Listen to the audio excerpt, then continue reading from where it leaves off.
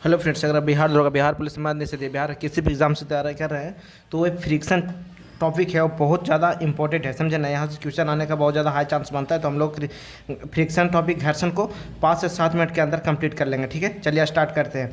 और बहुत सारे लोग बोल रहे हैं पीडीएफ के लिए, तो पीडीएफ बहुत सारा है, हम अपलोड कर देंगे टेलीग्राम पे, आप वहाँ से डाउनलोड कर लीजिएगा। ठीक है, तो कल के डेट में हम पूरी कोशिश करेंगे कि सभी पीडीएफ को अपलोड कर दिया जाए। ठीक है, तो चलिए स्टार्ट करते हैं घर्षण।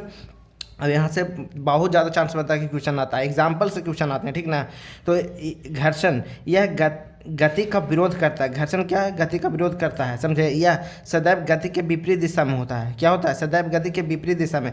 मान ली कोई चीज़ है, ठीक है, तो एक कोई चीज़ है, तो क्या है? फ्रिक्शन है ना, इसको हम गति कराना चाह रहे हैं, लेकिन एक गति को रोकना चाह रहा है, तो फ्रिक्शन हमेशा क्या करता है?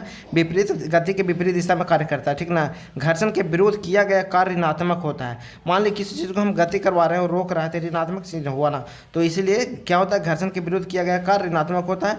घर्षण बल क्षेत्रफल पर निर्भर करता है, ठीक ना। जितना ज़्यादा क्षेत्रफल रहेगा उतना ज़्यादा घर्षण होगा, ठीक है।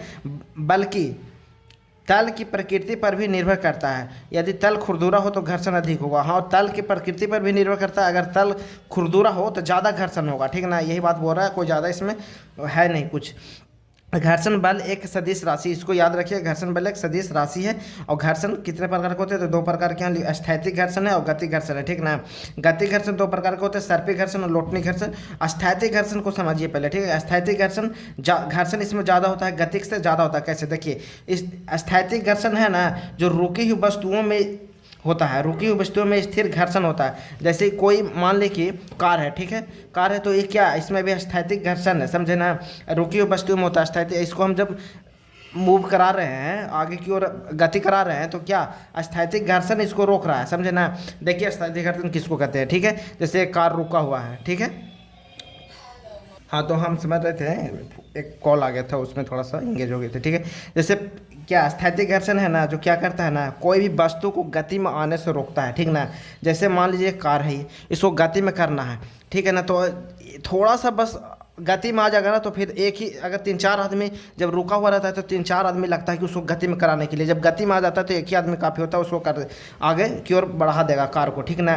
तो स्थैतिक घर्षण वही है, जो दम मतलब कि स्थिर रहता है ना, उसको गति में लाने के लिए जितना ज़्यादा मतलब कि बल लगता है ना, स्थैतिक घर्षण को गति करवाने के लिए। मतलब स्थैतिक घर्षण में कोई वस्तु है, ठीक ना, इसको हम गति करवाने के लिए जितना सबसे ज़्यादा बल लगेगा गति में करवाने के लिए, अगर गति थोड़ा सा हो जाता है तो फिर तो आसानी से पार हो जाएगा, ठीक ना। चलने लगेगा, फिर एक ही आदमी काफ़ी होगा।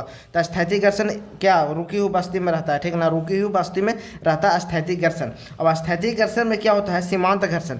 जैसे कि मान लीजिए थोड़ा सा एक कार है, तो इसको धक्का थोड़ा सा दीजिएगा, ठीक है, तो हल्का फुल्का डोलेगा, लेकिन एक वो ऐसा बल आपको लगाना पड़ेगा ना, बहुत ज़्यादा अधिकतम लगाना पड़ेगा उस घर्षण को पार करने के लिए, पूरा ले एकदम कस के एकदम लगाना पड़ेगा उसको। अगर पार कर जाता है ना, तो स्थैतिक घर्षण में वो होता है सीमांत घर्षण, जो बहुत ज़्यादा रहता है, समझे। मतलब कि एकदम बहुत ज़्यादा कस के लगाने पर जब बढ़ता है ना, उसी को हम लोग सीमांत घर्षण कहते हैं। पहले थोड़ा सा तो स्थैतिक घर्षण तो विरोध कर ही रहा है, लेकिन वो यहाँ पे पूरा गति में कराने के लिए एकदम कस के एक बार ढकेलना पड़ेगा, वो हो जाएगा सीमांत घर्षण। स्थैतिक घर्षण में सीमांत घर्षण होता है, जो स्थैतिक घर्षण से ज़्यादा घर्षण सीमांत घर्षण में होता है, ठीक ना। तो हम लोग स्थैतिक घर्षण को समझ लिया। गति घर्षण तो जान रहे हैं कि गति वस्तुओं में रहता है गति घर्षण, ठीक ना। जैसे कि गति हुआ तो इसमें गति करते हुए जा रहा है, तो घर्षण करते हुए भी जा रहा है, तो उसको गति घर्षण, उसको आगे हम लोग पढ़ेंगे।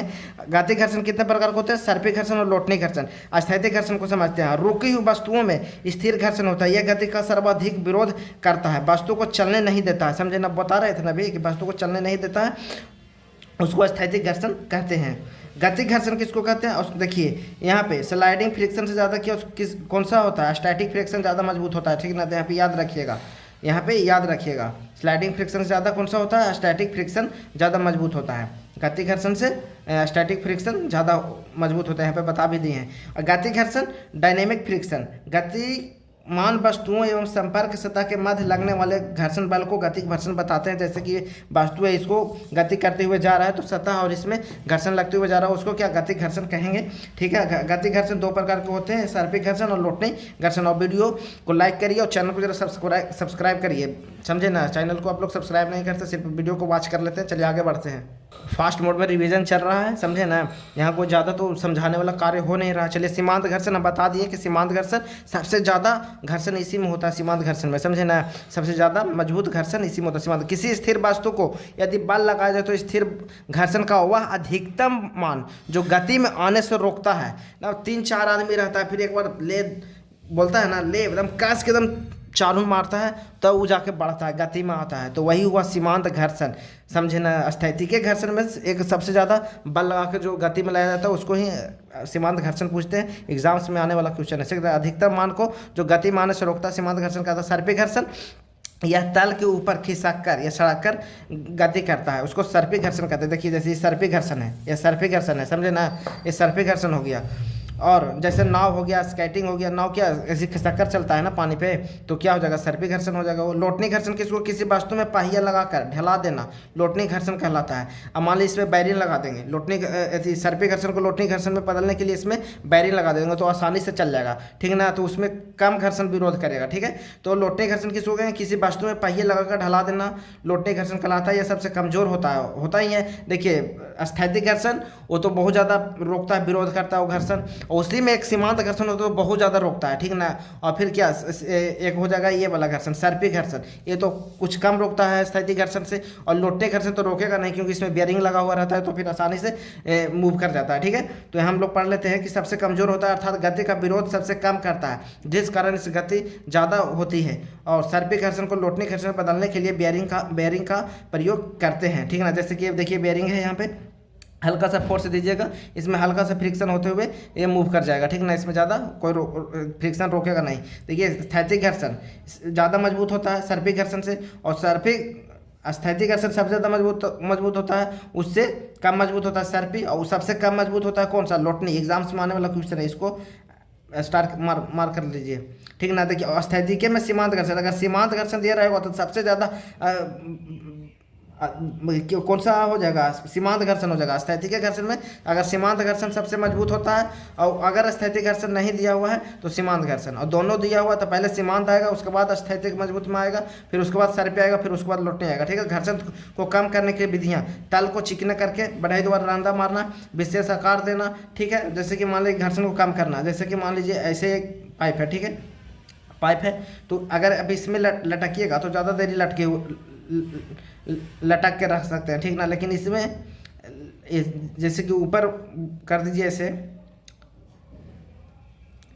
अगर इसमें आप इसको इसमें लटकिएगा तो जल्दी से सर के नीचे चला जाएगा, ठीक ना। और इसमें क्या करेगा, इधर ज़्यादा इसका मोटाई हो जाएगा तो यहाँ पे रोक सकता है, ठीक ना। तो वही विशेष आकार देके हम लोग घर्षण को कम कर सकते हैं। जैसे कि इसको तल को चिकना करके भी, अगर कोई इस पे मूव कर रहा है तो इसको तल को चिकना करके भी घर्षण को कम कर सकते हैं, ठीक ना। तो विशेष आकार देकर सर्पी घर्षण को लोटनी घर्षण में बदलकर, जैसे कि उसमें बेरिंग लगा के उस घर्षण को स्नेहक डालकर, जैसे स्नेहक ठोस स्नेहक ग्रेफाइट चून पाउडर या द्रव स्नेहक मादा मोबिल ग्रीस वगैरह डाल के अति घर्षण को कम कर सकते हैं, ठीक है। तो घर्षण चैप्टर खत्म करते हैं हम लोग। अगले सेशन में नेक्स्ट टॉपिक देखेंगे, और फास्ट मोड रिवीजन चल रहा है।